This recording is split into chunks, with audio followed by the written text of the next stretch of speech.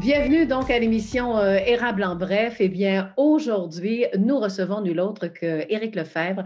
Éric Lefebvre qui est député d'Arthabasca, mais également whip en chef du côté donc de la CAQ. Alors, Éric Lefebvre, bonjour Éric. Bonjour Lydia. Comment ça va, Éric Lefebvre? Parce qu'en temps de COVID, la politique, etc., parce que vous êtes un humain aussi avant tout, Éric Lefebvre. J'ai Ben hâte écoute, d'entendre votre réponse. oui, écoute, tu sais, ça fait déjà, on arrive pratiquement à un an là, du début de cette, je dirais, foutue COVID-là.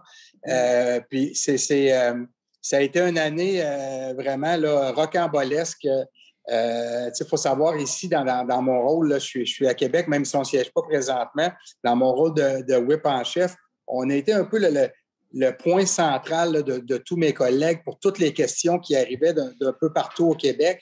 Puis j'avais mes gens à la recherche qui donnaient les réponses. Alors, j'avais une équipe en place, là, 24 heures sur 24, 7 jours sur 7 pour répondre aux différentes questions. Alors, ça a été une grosse année. Puis, tu sais, Lydia, si on fait un travail comme le tien, comme le mien, où est-ce qu'on fait un travail comme celui-là, c'est parce qu'on aime les gens. On aime le contact avec les gens, on aime voir les gens dans le cadre de notre travail. Bien là, ça me manque beaucoup. Une fois que j'ai dit ça, je dois t'avouer que je suis très encouragé. Très encouragé qu'on est à la sortie de cette pandémie-là. On a là, les vaccins qui arrivent de façon beaucoup plus importante. Alors, à partir du moment où nos personnes âgées vont être vaccinées, notre personnel soignant, les premiers intervenants, ben moi, je pense que graduellement, là, on va pouvoir revenir là, à une vie qui semble un peu plus normale. On va faire une rétrospective, vu que vous l'avez vous-même annoncé. J'ai l'impression que ça va bien aller. Alors, justement, partons de ce fameux mouvement, ça va bien aller. Vous avez été très près des gens aussi avec ce mouvement-là, Éric Lefebvre. Racontez-nous un peu votre histoire, une rétrospective. Ben, quand on a appris l'arrivée de la COVID-19, on est parti au gouvernement, dans le fond, avec un livre blanc. Hein? On est parti avec une page blanche et tout était à bâtir, comme je vous disais. Et je dois vous avouer là, que là, les gens vont... C'est sans partisanerie, là. On est privilégié d'avoir un homme comme M. Legault à la tête du Québec présentement qui travaille 7 jours sur 7. Je vous dirais qu'il doit dormir 3-4 heures par jour. Et il se remet aussi en question par rapport aux décisions pour être sûr de prendre les bonnes. Il consulte naturellement le Conseil des ministres, il consulte les députés, consulte son entourage, consulte naturellement la santé publique. Alors, c'est un travail qui est colossal. Et je suis vraiment impressionné qu'il ait pu tenir le fort comme ça, 7 jours sur 7 là, pendant une année complète. Mais M. Legault aime tellement les Québécois, les Québécoises, le Québec. C'est un homme de grand cœur, puis je me considère très privilégié d'être à ses côtés. Et une fois que je vous ai dit ça, ben là, tout a été à mettre en place. Comme je vous disais, le cabinet du WHIP ici à Québec, moi, j'ai une vingtaine de personnes à l'intérieur de mon cabinet.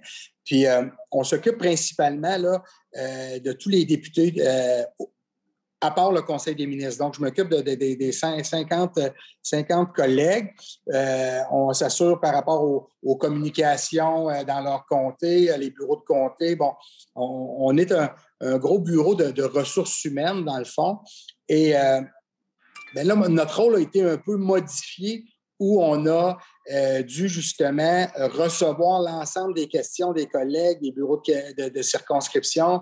Alors, avec mon équipe, bien, on a divisé mon équipe dans les différentes forces de tous et chacun avec les différents ministères pour être en mesure de donner les réponses là, aux citoyens et citoyennes du Québec. Alors, ça a été un travail colossal, mais je suis très fier de mon équipe qui a travaillé, comme je vous dis, là, 7 jours sur 7. Là, et on était comme à la guerre. Hein? C'était spécial. Vos interventions pendant l'année du côté de l'Assemblée nationale ont été quand même très percutantes. Et même, j'écoutais tout à l'heure les fameuses vidéos. J'ai eu une petite larme à l'œil également. Là. Alors, allez-y avec ces différentes interventions-là qui ont été quand même importantes en temps de COVID aussi. Oui, bien, j'ai Alain Bergeron, par exemple. Alain Bergeron, un auteur important de la région qui avait fait son 300e livre qui a été publié dans une panoplie de langues. Alors, c'est une grande fierté pour la région et je lui ai remis la médaille de l'Assemblée nationale avec beaucoup de fierté et d'intérêt et de voir Alain Bergeron ému et pour voir pour lui comme un accomplissement avec cette médaille de l'Assemblée nationale-là. Alors, pour moi, ça a été un beau moment là, dans ma déclaration de député. Nous poursuivons avec M. le député d'Arthabasca. Merci, M. le Président. C'est dans Arthabasca-l'Érable qui est né le 24 septembre 1957, plus précisément à Plessisville, l'un des auteurs jeunesse les plus populaires au monde. Alain M. Bergeron publie sa première œuvre littéraire en 1997. En 2005, il décide de se consacrer entièrement à son art, l'écriture jeunesse. Cet automne, il a présenté en librairie son 300e livre, Les Koalas, dans sa série Savais-tu? Depuis ses débuts, ses livres ont été traduits en plusieurs langues, dont l'anglais, l'espagnol, le japonais, le suédois, le turc, le coréen et le néerlandais. Comme vous pouvez le constater, son succès est international. C'est donc avec honneur et émotion et fierté que je lui octroie aujourd'hui la plus haute reconnaissance qu'il m'est permis de remettre en tant que député, soit la médaille de l'Assemblée nationale. Monsieur Alain M. Bergeron, merci de transmettre depuis 1997 la passion de la lecture à la jeunesse avec vos 300 publications. Merci, Monsieur le Président. Merci, Monsieur le député. Il y a eu également ma déclaration là, par rapport à Romain Giguère, le jeune homme atteint de leucémie. Je me suis fait raser les cheveux là, juste avant la déclaration ici à l'Assemblée nationale. Et je suis très, très fier de pouvoir dire qu'avec l'ensemble des collègues élus de l'Assemblée nationale, de tous partis confondus, j'ai pu remettre 30 000 à l'EUQAM. Alors, ça a été un beau moment, ça aussi. Puis, c'est des moments qui nous permettent d'aller au-delà de la partisanerie. Je cède la parole à M. le député d'Arthabasca. Merci, M. le Président. Monsieur le Président, ce n'est pas un nouveau look pour moi ce matin, mais c'est plutôt un message d'appui inconditionnel à un jeune homme de 16 ans de mon comté, Romain Giguère, qui livre un combat contre la leucémie. Romain a réussi à rassembler toute une communauté derrière lui. Grâce à Roch Tourigny et Solidarité Jeunesse, une journée d'appui à Romain a été organisée le 14 décembre prochain. Le député fédéral Alain Reyes, le maire André Bellavance, des professeurs, des étudiants et même le curé vont se faire raser les cheveux en appui à Romain. De mon côté, j'ai sollicité l'ensemble des députés de l'Assemblée nationale pour amasser de l'argent pour le camp. Monsieur le Président, je ne peux vous dévoiler le montant présentement car je vais le faire lors de la journée pour Romain. Mais les députés de partout au Québec ont été très généreux et appuient Romain dans son combat. Romain, lâche pas, je suis avec toi, toute une région est avec toi et tout le Québec t'appuie. Tu vas gagner ton combat. Bravo!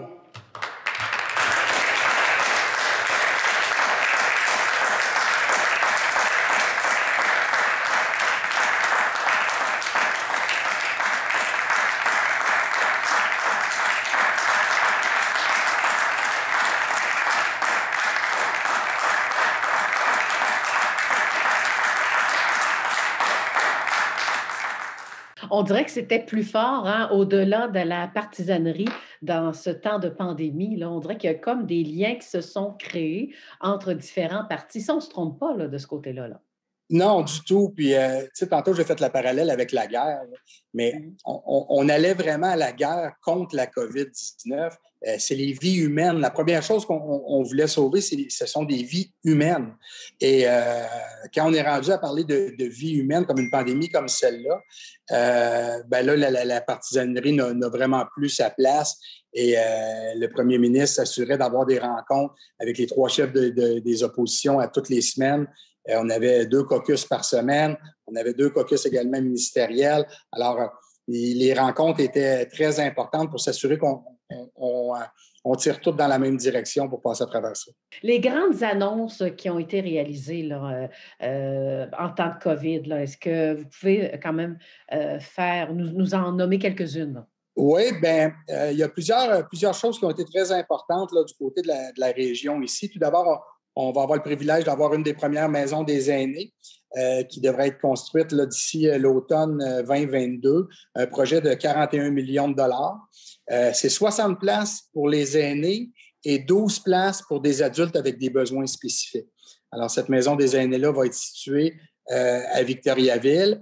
On a remis à chacune des municipalités aussi un montant forfaitaire pour compenser un peu les dépenses supplémentaires que chaque municipalité a eu à avoir dû à cette COVID-19-là. Et pour les municipalités de la région d'Arthabasca-l'Érable, bien, ça représente un montant de 4,7 millions que j'ai annoncé à chacune des municipalités de la région. Alors ça, ce sont des annonces importantes. Au niveau des écoles, je suis très, très fier d'avoir annoncé 42 millions en investissement d'amélioration de nos infrastructures scolaires dans le réseau scolaire d'Arthabasca-l'Érable. Un dossier qui est préoccupant là, pour plusieurs personnes, bien, on parle beaucoup d'Internet haute vitesse. Oui. C'est un dossier important. Région branchée, j'ai annoncé 2500 foyers là, dans Arthabasca-l'Érable qui vont avoir un service Internet de haute qualité. Et l'objectif pour Internet, c'est d'avoir tous les foyers québécois branchés à Internet haute vitesse d'ici l'automne 2022. Bien, souvent, quand on parle de dossiers également qui est important dans les régions, bien, c'est tous les réseaux routiers. Alors, il y a eu des investissements là, importants. Là, on parle de 22 millions là, au niveau de l'amélioration des réseaux routiers et versé un 4 millions supplémentaires pour des réseaux locaux. Tantôt, Lydia, tu me disais, oui. Est-ce que vous avez pu quand même continuer les engagements, les promesses que vous aviez faites? Bien, une qu'on avait faite, c'était de remettre de l'argent dans le portefeuille des Québécois et Québécoises. Et un des engagements qu'on avait fait, c'était la baisse du taux de taxe scolaire qui était ici dans le comté d'Arthabasca-l'Érable à 30 sous du 100 $ d'évaluation. Et là, on l'a uniformisé à la grandeur du Québec, au taux le plus bas, à 10 sous du 100 $ d'évaluation. Ça veut dire que quelqu'un qui payait 300 $ de taxes scolaires, maintenant paye 100 $ de taxes scolaires. Quelqu'un qui en payait 600 $ de taxes scolaires paye maintenant 200 $ de taxes scolaires. Alors, ce sont des sommes qui sont directement dans les poches des gens du comté. Alors, ça aussi, j'en suis bien fier. Et le projet majeur là, au niveau des infrastructures qu'on n'a pas vu dans les 100 dernières années et qu'on ne verra probablement pas dans les 100 prochaines, bien, c'est le projet d'au-delà de 200 millions au niveau de la réflexion de l'Hôtel-Dieu d'Arthabasca. Et j'en suis très fier, ça l'avance rondement au niveau des plans et devis. Et le projet de loi 66 qu'on a mis en place permet d'accélérer des projets d'infrastructure majeurs comme celui-là. Alors, moi, je dis toujours un projet comme celui-là, là, 200 millions, mais là, on parle seulement du bâtiment. Mais après ça, tu sais, les restaurateurs auto, les épiceries, les postes à essence, ces gens-là qui vont graviter pendant quelques années à aller travailler là, dépensent de l'argent dans notre région, dans notre communauté. Alors, ça, c'est excellent. Puis l'autre chose, c'est à partir du moment où on a un hôpital qui est classé 4-5 étoiles, bien, pour aller chercher des professionnels de la santé, bien là, on va avoir un pouvoir qui est attractif pour avoir des professionnels de la santé. À partir du moment où on a des professionnels de la santé avec un hôpital qui est 5 étoiles, bien naturellement, également pour les entrepreneurs, les PME, pour être attractif également pour les employés. Alors, pour moi, là, c'est vraiment là, la pierre angulaire qui va nous aider au niveau du développement de la région. Là, parlons un peu du 10e anniversaire de la CAQ. La vraie date, ce sera le 14 novembre 2021. C'est bien ça, Éric? Oui, oui. 10e anniversaire de la CAQ, écoutez, un projet qui est parti de François Legault avec M. Sirois et une quinzaine de personnes qui avaient signé là, la lettre au tout début et avec un objectif justement d'amener cette troisième voie-là aux Québécois, aux Québécoises, parce qu'on avait tout le temps un seul débat au Québec lorsqu'on allait en campagne électorale, c'était est-ce qu'on veut se séparer du Canada ou on est souverainiste ou on est fédéraliste? C'est oui ou c'est non. C'était la seule question que les Québécois et Québécoises avaient à se poser.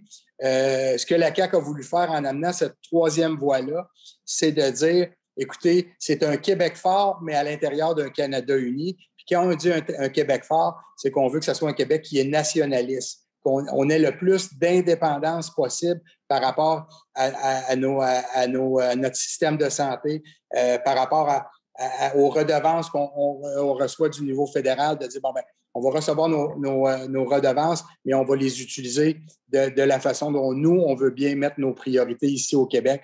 Alors, ce nationalisme-là, naturellement, l'importance de la langue française, mon collègue Simon-Jolin Barrette va déposer un projet de loi important au niveau de la réforme de la loi 101. Et cette fierté-là d'être Québécois et Québécoises, on la sent.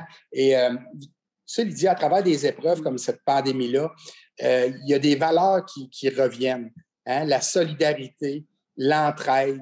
Puis cette fierté-là d'être Québécois et Québécoises, on sent là une fierté et un esprit d'entraide et de collaboration importante. C'est le temps si vous avez autre chose à rajouter là, en guise de conclusion. Bien, en conclusion, moi, je voudrais juste remercier honnêtement, sincèrement, tous les citoyens et citoyennes de la grande région d'Arthabasca-l'Érable.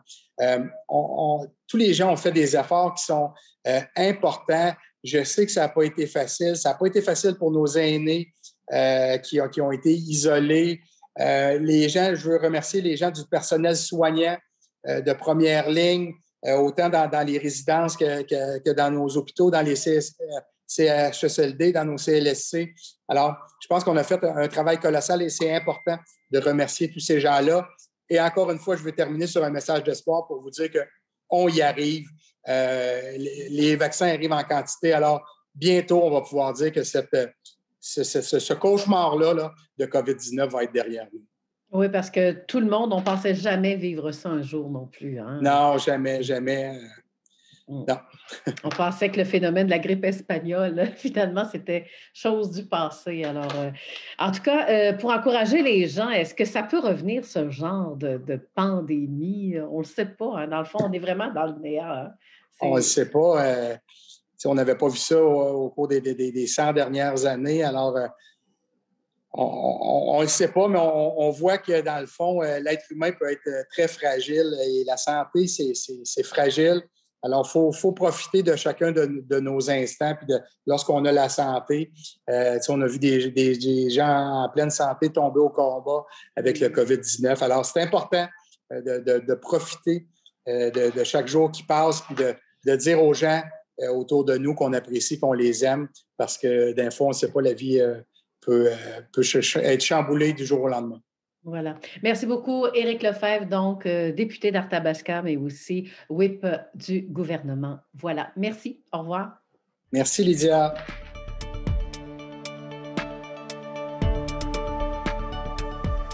Alors aujourd'hui, à l'émission, notre capsule qui est de retour, notre chronique, alors une MRC à découvrir pour mieux y vivre.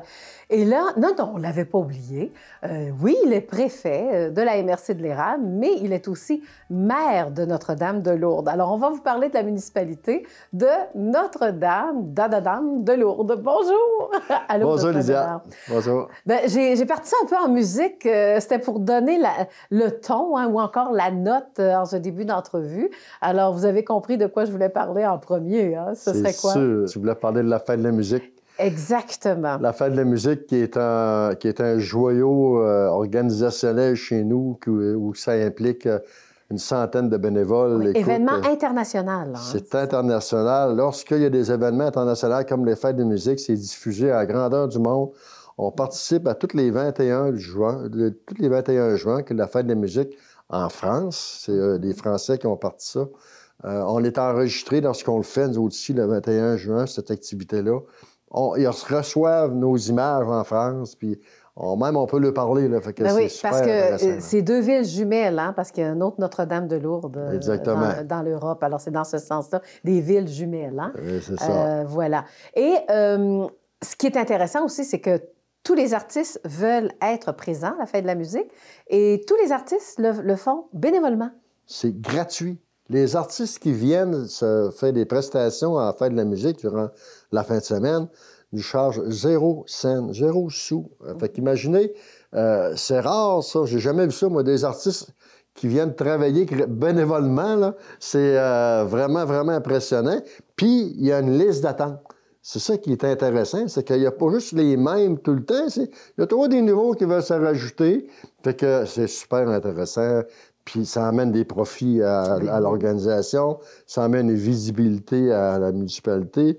Nos infrastructures qu'on a travaillées servent à ce moment-là. La fête de la musique, pour nous autres, c'est notre marque de commerce. À part la fête de la musique, comment on pourrait parler de Notre-Dame-de-Lourdes? Notre-Dame-de-Lourdes, ça a été fondé il y a 127 ans. 127 ans cette année. Ça a été fondé en l'honneur de Notre-Dame-de-Lourdes, qui est une sainte. Miracles, hein, c'est ça, oui. Puis qui a fait des miracles là-bas. Puis ça a été... Notre-Dame-de-Lourdes, ça a toujours évolué. Ça a commencé tranquillement avec des bûcherons, un peu comme partout. À cause de la rivière Bécancour, c'était un moyen de transport dans le temps. Dans le temps, il n'y avait pas de pont, c'était des barges, des gros canaux qui traversaient la rivière. À un moment donné, c'est devenu un axe parce que là, on part de Tête-Formand et on se rend à l'autoroute 20 quand on passe par Lourdes. C'est pas une place qu'on a des grosses usines à Notre-Dame-de-Lourdes, mais on a la chance d'avoir plusieurs petites entreprises, des petites et des micros. On a beaucoup de gens entrepreneurs, des électriciens, des gens qui travaillent dans la construction, on a des gens qui font du forage, on a des garages, on a des gens qui font de l'hydraulique, on a à peu près tous les genres de métiers qui, eux autres, ont décidé de se partir à leur compte. Soit qu'ils travaillent tout seuls, ou avec 2, 3, ou une dizaine, ou une vingtaine. Il n'y a pas de grosse usine. Par contre, c'est une place qui est un peu dortoir. C'est une place qu'on va pour se reposer. On a développé des petits quartiers. On a du long qui longe la rivière Bécancour, où c'est calme, c'est tranquille. Les quartiers résidentiels, Les quartiers résidentiels. Les gens vont se construire là. Écoutez, on a développé un quartier résidentiel il y a 2 ans, puis les terrains sont tout vendus, on ne l'a plus alloqué là. Ça a été assez rapide, hein? Ça a été vraiment vite, vraiment vite. Bien, c'est le fun, on est content. C'est des nouveaux arrivants. On a des gens de Notre-Dame-de-Lourdes qui s'installent à Notre-Dame-de-Lourdes, qui sont nés à Lourdes et qui reviennent rester à Lourdes. Et on a beaucoup de gens aussi de l'extérieur. On a de Thetford, on a de Montréal, on a de Québec. Bien, vous savez, on est à rien qu'à 6 km de l'autoroute 20, ça. Oui, on passe par Notre-Dame-de-Lourdes quand on va prendre l'autoroute. Passer chez nous. C'est ça. Passer chez nous. Fait que là, il y a beaucoup de couples qu'un travaille à Québec, l'autre travaille à Victoriaville ou à Plessisville ou à Princeville.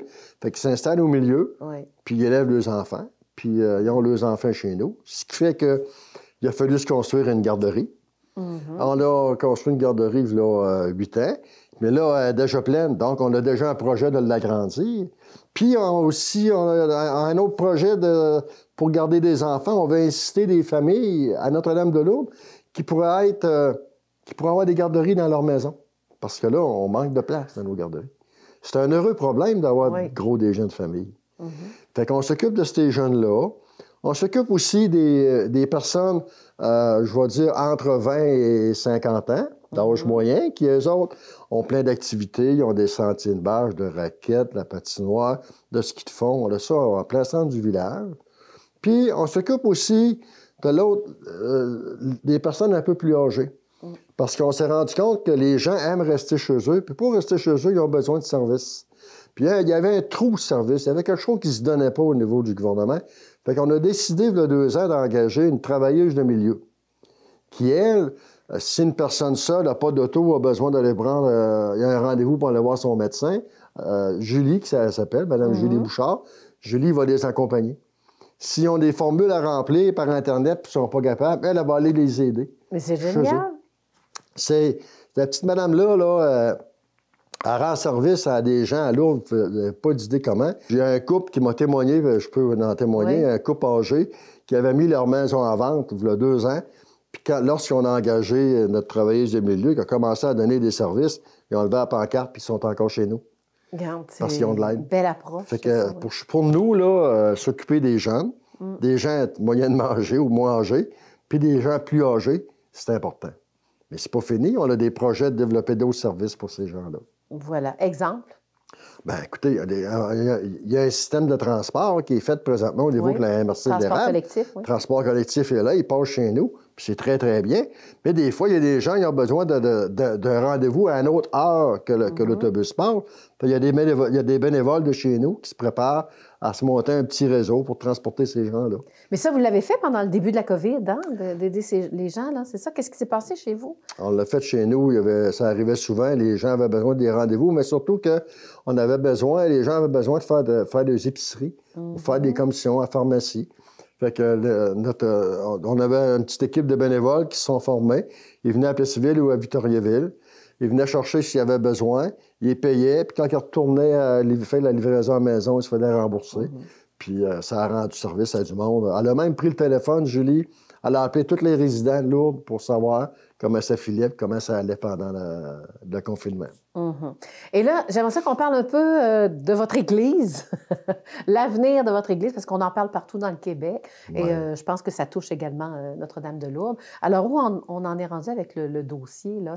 C'est quoi l'Église? Ça coûte cher aussi, c'est ça? Qu'est-ce qui a apporté le sondage que vous allez nous parler, qu'est-ce qui a apporté ça? Présentement, c'est sûr qu'on est comme partout au Québec. C'est pas tout le monde qui a les moyens de payer et de l'entretenir, son Église, même si tout le monde fait bien ça possible là-dedans. Écoutez, là, ce que je sais à souligner, c'est qu'il y a un comité, je pense, de 8 bénévoles à Notre-Dame de Lourdes qui se sont pris en main, puis ont décidé de monter un sondage. OK? Ils ont écrit un sondage. Ils ont envoyé le sondage à tous les résidents de Notre-Dame de Lourdes et les non-résidents de Notre-Dame de Lourdes. Quand je parle des non-résidents, il y a des gens qui restent à l'extérieur, qui ont des terres ou des terrains, puis qui ne sont pas nécessairement une résidence, mais ils ont reçu le sondage à savoir qu'est-ce qu'on pourrait faire avec l'Église. Et ce que j'ai trouvé intelligent dans leur sondage, c'est qu'ils demandent des idées aussi. Okay. Ils demandent des idées, puis ils demandent aussi si les gens sont prêts à s'impliquer. Fait que là, j'ai bien hâte de voir les résultats de ça. Je pense que les gens avaient jusqu'au 18 de février pour envoyer l'enveloppe retour de réponse. Puis là, il va y avoir un dévoilement au mois de mars, puis on va se tenir au courant de ça. OK, parce qu'on ne sait pas encore si on parle de transformation de l'Église ou de rénovation. L'Église va-t-elle rester une Église, hein? un peu comme ou un centre multiculturel, un peu comme il se passe ailleurs? Non, présentement, on ne le sait pas. Bien, merci beaucoup de nous avoir présenté la municipalité de Notre-Dame de Lourdes. Et puis, faites vos messages peut-être à des gens qui aimeraient y vivre. Là. Qu'est-ce qu'on fait là, pour décider un jour, on veut vivre à Notre-Dame de Lourdes? Juste pour dire que présentement, on est en train de développer un nouveau quartier résidentiel à Lourdes, qui est un beau petit quartier tranquille. Puis on vous attend, on a de la place. Puis Lourdes, chez nous, notre slogan, c'est « À Lourdes pour longtemps ». Fait qu'on vous attend. Et Jocelyne Bédard se représente aux prochaines élections aussi. C'est sûr. Voilà. On a tellement de projets qu'il faut que je sois là. Oui, dès votre début de mandat, vous l'aviez dit que vous alliez vous représenter. Alors, vous tenez parole, Jocelyne Bédard. Alors voilà, ça complète donc notre capsule ou notre chronique, la MRC à découvrir pour mieux y vivre.